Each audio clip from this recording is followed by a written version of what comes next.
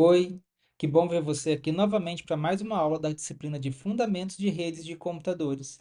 Nós vamos dar continuidade ao capítulo 3 da camada de transporte e o assunto dessa terceira aula neste capítulo é o protocolo de transporte UDP.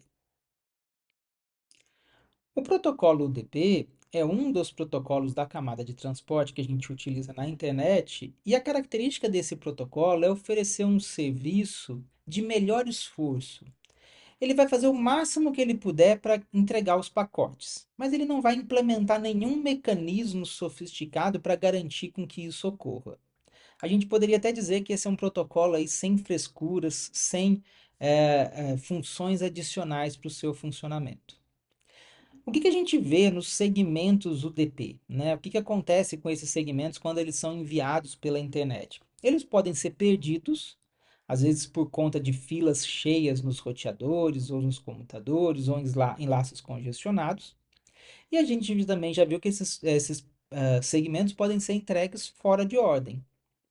Uma característica do UDP é a ausência de conexão.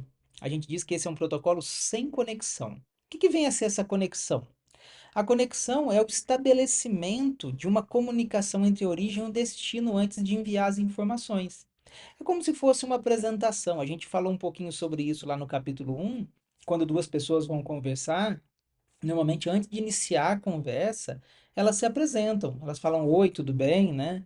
Alguma coisa assim, para que uma demonstre para a outra que elas estão ali, né, interessadas em fazer uma comunicação e que elas estão abertas a esse tipo de comunicação. Uma característica de um protocolo como o UDP, que é um protocolo sem conexão, é que os segmentos, os diversos segmentos de uma mesma mensagem de uma aplicação, né, de um fluxo de mensagem de uma aplicação, eles vão ser tratados todos de maneira independentes. Eles vão ser enviados pela internet um atrás do outro, e como disse, seja o que Deus quiser, vamos torcer para que eles cheguem até o destino como esperado. Aí você deve estar se perguntando assim, poxa, mas não seria interessante que as informações chegassem no destino de maneira correta? Então por que a gente tem o UDP? Porque o UDP, apesar de não garantir nada sobre essa questão da entrega das mensagens, nem a ordem que essas mensagens são entregues, eles têm algumas características que são interessantes na internet. Uma delas é que ele é rápido. Ele evita esse processo de autenticação, né, de apresentação. Então, ao invés de dois hospedeiros interessados na comunicação tiverem que gastar tempo se apresentando, o protocolo UDP já começa chegando e transmitindo mensagens. Isso também garante com que a implementação dele, né, o código para fazer esse protocolo funcionar, seja um código muito mais simples. Outra coisa que a gente vê de reflexo é que ele precisa de pouquíssima informação no cabeçalho para funcionar. Então, o cabeçalho fica menor e é menos informação que a gente tem que transportar na internet. E ele também não tem nenhum tipo de controle de congestionamento. Então, a gente vai depender do que estiver acontecendo no meio da rede para garantir com que essa comunicação via UDP aconteça com sucesso. Bom, dito isso, a gente pode pensar o seguinte, né? Que aplicações usam o protocolo UDP? O UDP normalmente ele é utilizado por aplicações multimídia, por conta dessa tolerância à falha que essas aplicações têm, ou seja, elas suportam perder alguns pacotes sem nenhum prejuízo significativo para o seu funcionamento. E a gente também vê outras aplicações que estão um pouco mais preocupadas com a velocidade, com o desempenho da comunicação. Por exemplo, o DNS. O DNS é uma das aplicações que a gente estudou no capítulo passado que utiliza o protocolo UDP. Por quê? Apesar de você pensar assim, poxa, mas o DNS não precisa que as mensagens, né, enviadas sejam entregues com sucesso e recebidas de volta para garantir que a gente vai conseguir fazer a tradução do nome para um endereço IP? Precisamos. Só que se a gente implementar esse protocolo via TCP, nós vamos ter uma sobrecarga muito grande para estabelecer essa comunicação, simplesmente para o cliente enviar uma mensagem perguntando o endereço IP de um nome qualquer e o servidor retornar com essa mensagem. Então, como a comunicação, né, a quantidade de informação que tem que trocar entre os dois é muito curta, é muito pequena, é basicamente um pacote que vai e um pacote que volta, o UDP se mostra um protocolo mais adequado. Por quê? Porque a gente faz a pergunta e logo essa resposta vai chegar. Eu não precisei fazer um estabelecimento de conexão, não precisei gastar tempo com isso. Se por acaso essa resposta não chegar dentro de algum tempo, basta fazer a pergunta novamente. E isso vai resolver o problema aí de uma eventual perda de pacote dentro dessa rede. Um outro protocolo que utiliza o UDP é o HTTP na versão 3. A gente viu aí no capítulo passado o funcionamento do HTTP essencialmente nas versões 1 e 2, que são as primeiras versões desse protocolo. O HTTP 1 e 2 ele funciona sobre o protocolo TCP. Mas com essa questão da gente perceber, né, que o TCP tem um atraso adicional por conta do estabelecimento da conexão, e da natureza hoje em dia do acesso à internet, que a gente quer uma coisa mais dinâmica, uma coisa mais rápida, a versão mais nova do TCP, do HTTP, que é a versão 3, ela foi implementada em cima do UDP. Aí você deve se perguntar assim, poxa, mas então quer dizer que eu posso perder pacotes no HTTP 3? Não, a gente não pode perder pacotes, porque senão a página web não vai chegar corretamente. O que acontece aqui é que essa funcionalidade de garantir a transferência confiável, ela saiu da camada de transporte, ou seja, eu não vou pedir para a camada de transporte fazer isso para mim. E eu levei essa funcionalidade para dentro da camada de aplicação. A própria aplicação HTTP 3.0 fica responsável por lidar com as situações de eventuais perdas de pacotes, e até mesmo de pacotes que chegam fora de ordem. Então, simplesmente a gente teve uma mudança da funcionalidade. A funcionalidade de garantir a entrega confiável saiu da camada de transporte e foi para a camada de aplicação. Essa é uma característica do UDP. Bom, o que que acontece aí na prática, então, quando a gente vai fazer uma comunicação entre duas aplicações que usam, né, o protocolo UDP? Então, aqui a gente tem exemplo de um cliente, um servidor aí comunicando com uma mensagem DNS. Nós vemos ali, né, a camada de aplicação e o socket associado a essa camada, de aplicação. Então, na origem, imaginando aqui que o servidor vai enviar uma mensagem para o cliente de DNS, o que acontece é o seguinte: a aplicação DNS envia através do socket uma mensagem com as informações de resolução do nome para a camada de transporte. A camada de transporte, que é a camada de UDP nesse caso aqui, ela vai olhar para essa mensagem e ela vai determinar quais são os campos do cabeçalho. Essencialmente, nós estamos falando aqui do número da porta de origem e porta de destino, né? O protocolo DNS funciona na porta de número 53.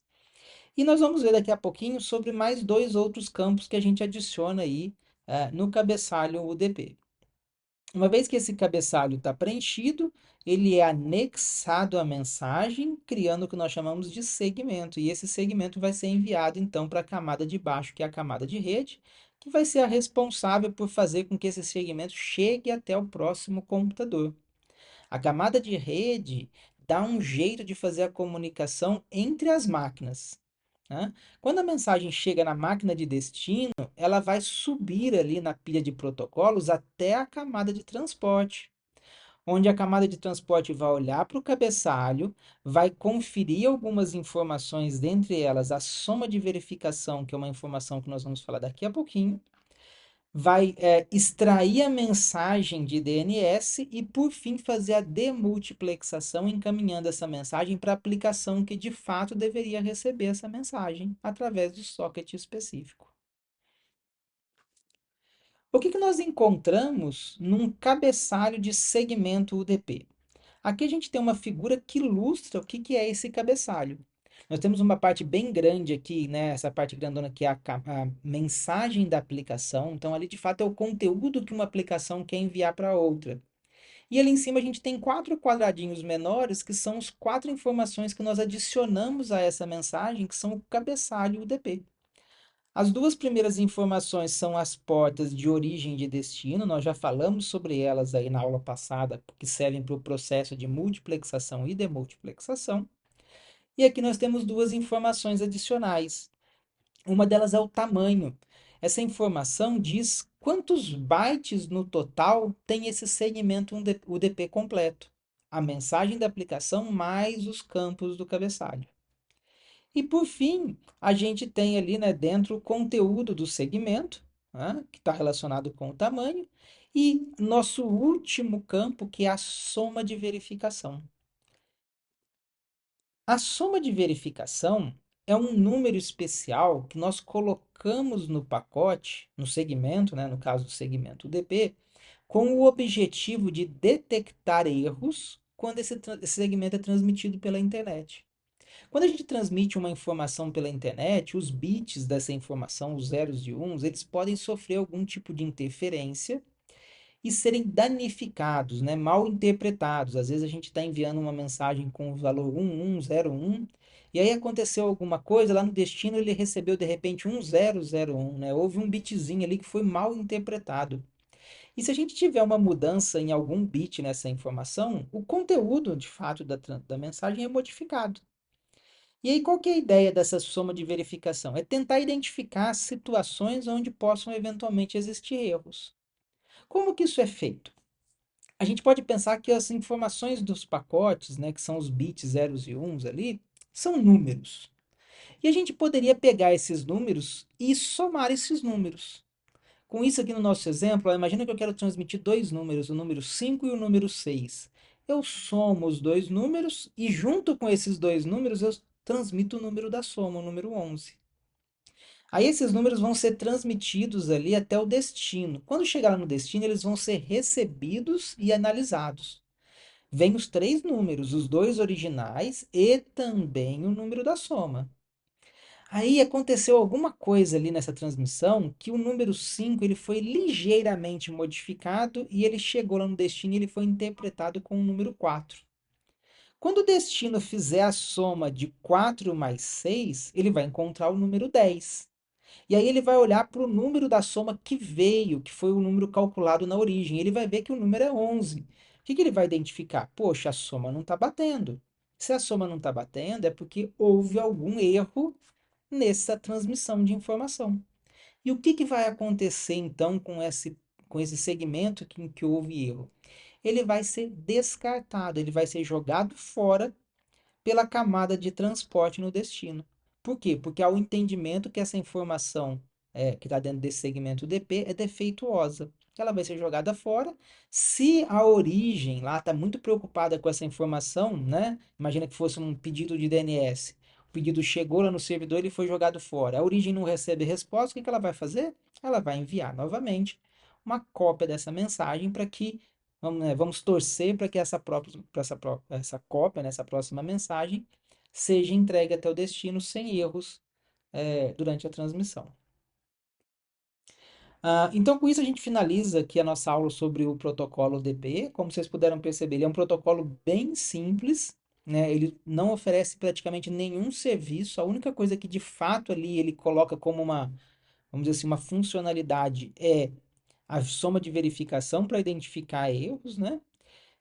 E isso torna esse protocolo um protocolo interessante para aplicações que precisam de certa dinamicidade, de uma certa velocidade na comunicação. Na próxima aula, nós vamos falar sobre o protocolo TCP, que é uma abordagem completamente diferente, uma abordagem bem mais complexa para garantir a entrega confiável de mensagens entre as duas aplicações na origem e no destino. Vejo vocês na próxima aula.